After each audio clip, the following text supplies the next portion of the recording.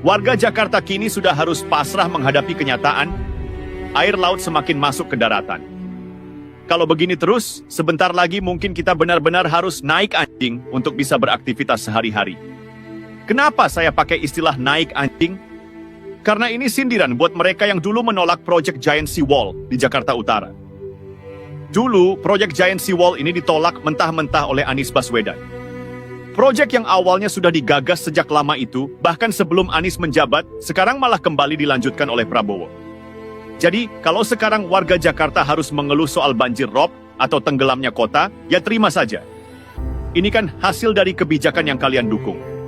Tahukah kalian? Proyek ini sudah dibahas oleh para peneliti sejak tahun 2007, jauh sebelum Anies menjadi gubernur. Bahkan, waktu Jakarta dipimpin Pak Haji Bowo, Fauzi Bowo, desainnya sudah ada. Dari era Jokowi, Ahok, sampai ke Anies. Tapi apa yang terjadi? Anies menghancurkan semua rencana itu saat kampanye. Katanya waktu itu, Jakarta tidak butuh seawall, tapi cukup tanggul pantai. Tapi, mana tanggul pantainya sekarang? Tidak ada. Anies dulu memang pintar membangun citra sebagai pemimpin yang baik dan merakyat. Tapi kenyataannya dia justru merendahkan orang-orang yang sudah bekerja keras membangun solusi untuk Jakarta. Sekarang, Jakarta dipimpin oleh petugas partai. Keadaan semakin hancur. Kota ini tenggelam, warga makin menderita, dan solusi yang ada pun terlambat dilakukan. Hari ini rob kembali datang, lebih ganas dari sebelumnya. Air laut menerjang, perlahan tapi pasti, menelan bagian utara Jakarta. Warga semakin gelisah, tapi apa daya. Mereka yang tinggal di pesisir kini seperti hidup di negeri Atlantis, tenggelam. Dan di tengah bencana ini, saya jadi teringat satu nama. Anies Baswedan. Di mana dia sekarang? Masih sibuk mengumpulkan dukungan politik atau tengah menyusun narasi baru untuk membela diri? Mari kita mundur sejenak ke beberapa tahun lalu, saat Anies masih menjabat sebagai Gubernur DKI Jakarta. Kala itu, ia menolak proyek Giant Sea Wall, sebuah proyek besar yang dirancang untuk melindungi Jakarta dari ancaman naiknya permukaan air laut. Alasannya? Katanya, Jakarta tidak butuh tembok laut raksasa, cukup dengan tanggul pantai. Sebuah janji yang terdengar sederhana, merakyat, dan tentunya murah di telinga para pendukungnya. Tapi, apakah janji itu pernah ditepati? Tidak. Sampai Anies lengser, tanggul pantai yang dijanjikan tidak kunjung terlihat wujudnya. Yang ada hanya slogan dan narasi manis untuk membangun citra sebagai pemimpin yang peduli rakyat. Ironis, bukan? Padahal proyek Giant Sea Wall ini bukan ide kemarin sore. Ia sudah digagas sejak 2007, saat Jakarta masih dipimpin Fauzi Bowo. Di era Jokowi dan Ahok, proyek ini mulai masuk tahap desain serius. Namun, semuanya hancur ketika Anies datang dengan janji-janji populisnya. Anies dulu berkata, Jakarta tidak butuh tembok laut. Sekarang, lihat apa yang terjadi. Tanpa tembok laut, Jakarta tidak hanya butuh tanggul, tapi juga perahu untuk bertahan hidup. Dan yang lebih menyakitkan, proyek yang dulu ia tolak, kini kembali dikerjakan oleh Prabowo. Betapa ironis, nasib kota ini harus kembali bergantung pada pemimpin lain yang sebelumnya mungkin tidak pernah masuk hitungan. Lalu, di mana suara-suara lantang yang dulu mendukung Anies? Apakah mereka masih akan membela kebijakannya? Mari jujur sejenak. Masalah rob, banjir, dan tenggelamnya Jakarta ini bukan hanya soal air laut yang naik, tapi juga soal keputusan-keputusan politik yang salah. Ketika seorang pemimpin lebih sibuk membangun citra dibanding membangun kota, inilah hasilnya. Kota tenggelam, tapi narasi politiknya tetap mengapung, penuh pujian dan pembelaan kosong.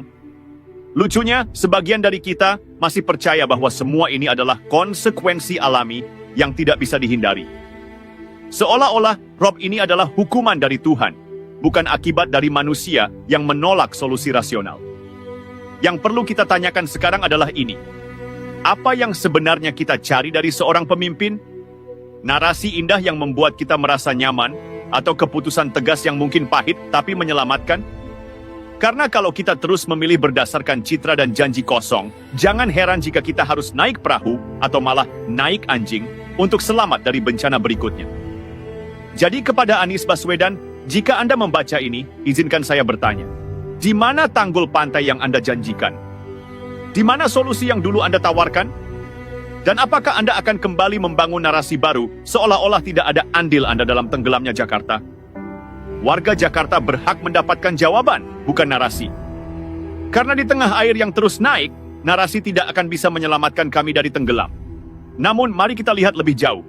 Sebenarnya, penolakan Anies terhadap Giant Sea Wall dulu bukan hanya soal ketidaksepakatannya dengan konsep tersebut. Di balik itu ada kalkulasi politik, upaya untuk menarik simpati massa dengan citra pemimpin rakyat. Anies tahu proyek ini dianggap kontroversial oleh sebagian kalangan karena biayanya yang besar dan dampak sosial yang ditimbulkan seperti relokasi warga pesisir. Maka strategi pun dibuat. Ia memilih jalur aman, membangun narasi anti-establishment yang membela kepentingan rakyat kecil. Dengan dalih keberpihakan, ia menyebut tembok laut raksasa sebagai solusi yang tidak tepat, tidak berpihak, dan terlalu mahal. Lalu muncullah ide tanggul pantai yang terdengar sederhana tapi penuh jebakan. Sederhana karena murah di telinga pemilih, jebakan karena tidak pernah ada kajian mendalam yang memastikan keefektifannya. Dan kini, waktu sudah membuktikan janji itu kosong. Tidak ada tanggul pantai yang selesai, tidak ada solusi konkret yang dikerjakan selama masa jabatannya. Yang tersisa hanyalah banjir rob yang semakin menjadi-jadi, menggenangi rumah warga yang dulu mungkin mendukung penuh kepemimpinannya. Ironisnya, kita juga turut berkontribusi dalam narasi kegagalan ini. Kita, sebagai pemilih, seringkali terlalu sibuk mengejar retorika manis tanpa mempertimbangkan substansi. Kita lebih tertarik pada janji yang terdengar menyenangkan daripada kebijakan yang mungkin tidak populer, tapi membawa dampak nyata. Kita ikut larut dalam permainan politik citra, lupa bahwa pemimpin yang baik bukan hanya soal berbicara manis, tapi bekerja nyata. Ketika Anies meninggalkan jabatannya, banyak yang masih memujanya sebagai pemimpin berprestasi.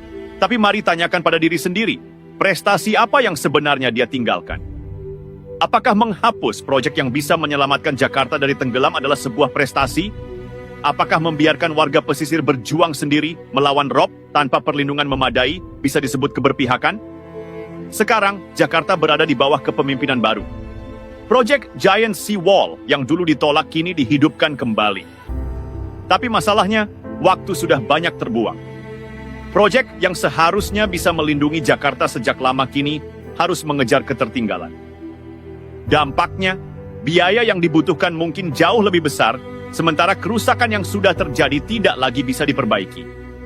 Jadi pertanyaannya bukan hanya di mana Anies sekarang, tapi juga, mengapa kita membiarkan ini terjadi? Mengapa kita memilih pemimpin yang lebih peduli pada citra daripada solusi? Mengapa kita rela terjebak dalam siklus janji kosong tanpa mempertanyakan hasil nyatanya? Kita, warga Jakarta, harus berhenti memanjakan politisi dengan retorika kosong. Karena ketika air laut naik, retorika itu tidak akan menahan banjir. Ketika rumah kita tenggelam, narasi indah tidak akan menyelamatkan barang-barang kita. Dan ketika kota ini hilang di telan laut, tidak ada satupun dari mereka yang akan ikut tenggelam bersama kita. Anies sudah pergi, tapi jejak kebijakan populisnya masih kita rasakan dalam bentuk air asin yang menggenangi rumah, jalan, dan kehidupan kita. Maka ke depan, mari jadikan ini pelajaran. Jangan lagi memilih pemimpin yang hanya pandai berkata-kata. Jangan lagi terjebak dalam janji-janji kosong yang tidak pernah terbukti. Kita butuh pemimpin yang berani mengambil keputusan sulit, bukan yang hanya berani tampil di atas panggung. Dan untuk Anies, jika Anda masih merasa diri sebagai pemimpin rakyat, tolong jawab satu hal. Apakah Anda puas melihat Jakarta tenggelam karena kebijakan Anda sendiri? Atau, apakah Anda sudah siap dengan narasi baru untuk menutupi kegagalan yang begitu nyata ini? Karena satu hal yang pasti, air laut tidak pernah bisa dibohongi. Ketika air rob datang, tidak ada tempat bagi politisi untuk bersembunyi di balik narasi. Tidak ada spinning yang mampu mengeringkan genangan di halaman rumah warga pesisir. Kenyataan itu terlalu keras untuk ditutupi, terlalu basah untuk disangkal. Dan di sini, kita harus melihat cermin besar. Jakarta tidak tenggelam hanya karena kenaikan muka air laut atau perubahan iklim. Jakarta tenggelam karena pembiaran. Pembiaran oleh mereka yang memiliki kekuasaan, tapi memilih sibuk dengan pencitraan. Pembiaran oleh mereka yang seharusnya mengambil tindakan nyata, tapi lebih memilih memainkan retorika yang menguntungkan secara politik. Lihatlah apa yang sekarang kita hadapi. Proyek yang awalnya dirancang untuk melindungi kota ini sudah tertunda bertahun-tahun. Para ahli sudah memprediksi sejak 2007 bahwa tanpa perlindungan serius, sebagian besar Jakarta Utara akan hilang pada pertengahan abad ini. Tapi prediksi itu diabaikan karena ego politik. Tolak proyek ini, dapatkan simpati. Gagalkan program itu, raih suara. Dan sekarang, siapa yang menanggung akibatnya? Warga pesisir yang rumahnya terendam? Anak-anak yang tak bisa sekolah karena jalanan berubah menjadi sungai. Pedagang kecil yang kehilangan penghasilan karena pasar mereka tenggelam. Ironisnya, mereka yang dulu mendukung penolakan proyek Giant Seawall kini ikut merasakan dampaknya.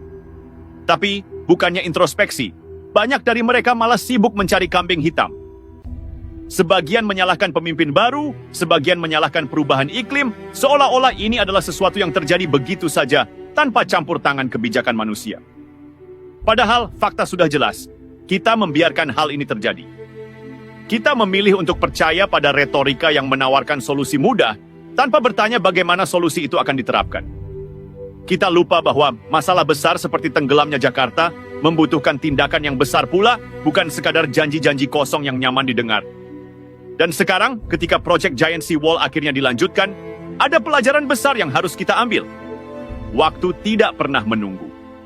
Setiap keputusan yang ditunda, setiap kebijakan yang gagal dieksekusi akan meninggalkan kerusakan yang sulit diperbaiki. Proyek ini yang seharusnya bisa dimulai lebih awal, kini harus berjalan dengan tekanan lebih besar dan biaya lebih mahal. Tapi ini bukan hanya soal Anies Baswedan. Ini adalah gambaran lebih besar tentang bagaimana politik seringkali memprioritaskan kemenangan jangka pendek dibanding solusi jangka panjang. Bagaimana kebijakan yang seharusnya berbasis sains dan kebutuhan nyata malah dijadikan alat permainan politik. Sekarang warga Jakarta hanya bisa berharap bahwa langkah baru ini tidak lagi setengah-setengah, bahwa proyek perlindungan pesisir ini benar-benar akan selesai sebelum segalanya terlambat. Tapi satu hal yang pasti, kita tidak bisa terus mengulangi kesalahan yang sama. Kita harus lebih kritis, kita harus lebih cerdas dalam memilih pemimpin. Dan kita harus berhenti terjebak pada retorika populis yang hanya memberikan harapan kosong. Karena ketika Jakarta akhirnya tenggelam sepenuhnya, tidak akan ada yang peduli pada narasi atau citra. Yang ada hanyalah kota yang hilang, dan warga yang mencari tempat tinggal baru di atas daratan yang masih tersisa. Maka pertanyaannya sekarang adalah, apakah kita siap belajar dari kesalahan ini? Atau kita akan terus berjalan ke arah yang sama, sampai tidak ada lagi yang bisa diselamatkan? Ketika sebuah kota tenggelam, ia tidak hanya kehilangan daratan, ia kehilangan sejarah, identitas, dan masa depan. Jakarta, dengan segala kompleksitas dan dinamika sosialnya, kini berada di ambang jurang itu. Jika kita terus membiarkan narasi populis mengatur arah kebijakan, Jakarta tidak akan menjadi ibu kota modern yang disegani, melainkan sebuah kisah tragis tentang bagaimana ego dan retorika menghancurkan sebuah peradaban. Kita sering mendengar slogan seperti Jakarta untuk semua, tapi faktanya Jakarta yang sekarang hanya untuk mereka yang bisa bertahan dalam kekacauan. Warga pesisir, mereka yang pertama kali harus menyerah. Mereka tak punya sumber daya untuk terus melawan air yang setiap tahun naik lebih tinggi. Mereka yang punya uang mungkin bisa mengungsi ke apartemen mewah di tengah kota atau pindah ke kawasan yang lebih tinggi. Tapi, bagaimana dengan nelayan kecil, buruh harian, atau pedagang kaki lima yang tinggal di kawasan utara? Mereka bukan hanya kehilangan rumah, tapi juga sumber penghidupan. Dan di saat mereka berjuang bertahan hidup, para elit politik terus sibuk dengan agenda masing-masing. Proyek perlindungan yang seharusnya menjadi prioritas justru dijadikan alat tawar-menawar politik. Semua ingin mengambil kredit, tapi tak ada yang mau menanggung risiko jika proyek ini gagal. Kenyataan ini begitu mencolok. Saat air naik, yang tersisa di garis depan adalah mereka yang tak punya pilihan. Mereka yang bertaruh nyawa di tengah genangan air asin. Sementara itu, para politisi yang dulu menjanjikan solusi justru duduk nyaman di tempat yang jauh dari bencana ini, menyusun strategi baru untuk kampanye berikutnya. Jakarta tenggelam bukan hanya karena faktor alam. Jakarta tenggelam karena politik yang hanya mementingkan citra, bukan keberlanjutan. Dan jika kita terus membiarkan hal ini terjadi, kita semua akan menjadi korban. Waktu untuk saling menyalahkan sudah habis. Warga Jakarta tidak butuh narasi panjang tentang siapa yang benar atau salah. Yang dibutuhkan adalah tindakan nyata. Proyek Giant Seawall harus segera dilaksanakan tanpa kompromi. Tanggul pantai, jika itu memang solusi yang lebih realistis, harus dibangun dengan cepat dan tepat sasaran.